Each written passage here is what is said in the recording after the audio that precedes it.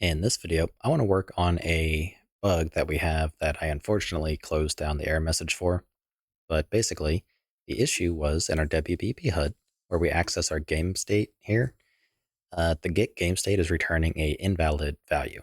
So we want to go ahead and make a solution for that. So in our gameplay HUD here, basically, when our player state is ready, we go ahead and create our HUD, which accesses the game state, which is not ready. So we need to kind of delay it more or less.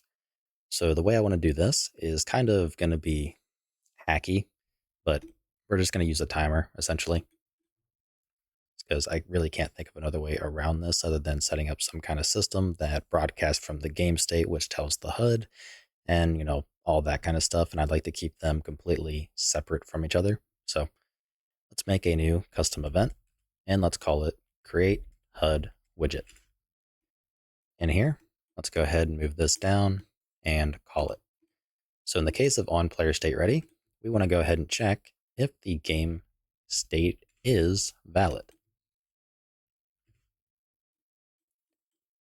So if it is valid, we just want to jump right into create HUD widget. If it's not valid, we want to poll by creating a timer. So create timer, or what is it, set timer by event. And we are going to loop and set it to something like 0.1 for the interval. So let's go ahead and do a custom event right below it, and let's call it poll for valid game state. Likewise, we want to go ahead and store the return value for it so we can stop the timer when we find a valid game state. So let's call it poll, or a T poll for game state handle.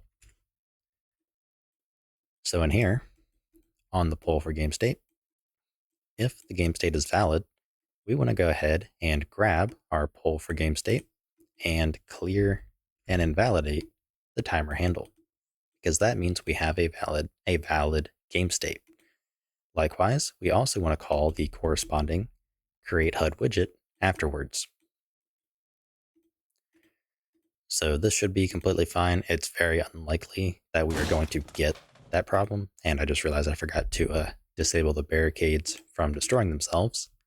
So let's disconnect, begin play.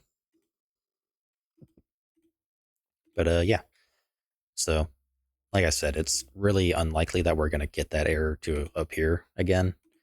It's just very hit or miss, but everything seems to be working like it did before. We're having our HUD made and all that kind of stuff. So I'm not too concerned. I just wanted to go ahead and put this in there so that way it just hopefully does not happen again, which it shouldn't. So now that all that is set up, I will see you in the next video.